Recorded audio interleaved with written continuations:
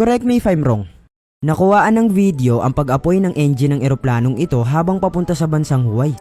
Si Jeff Dave ang may pinakamalaking kamay sa buong mundo. Sinasabing hindi dahil sa sakit o sa kung anumang kondisyon kung bakit siya may malaking kamay. Inborn lang talaga ito. Sinasabing si Jeff Dave ay isa ding arm wrestling champion.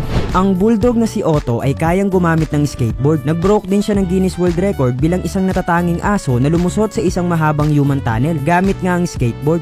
Ang mga axolotl ay parang isang real-life Pokemon. Sinasabing ang mga species na ito ay kayang mag-regenerate ng kanilang puso, utak, spinal cord at lung tissue. Isa din sila sa mga pinaka-cute at magandang gawing alagang hayop. Sinasabing kapag ang axolotl ay naghahanap ng kanilang asawa o mate ay kailangan nilang sumayaw.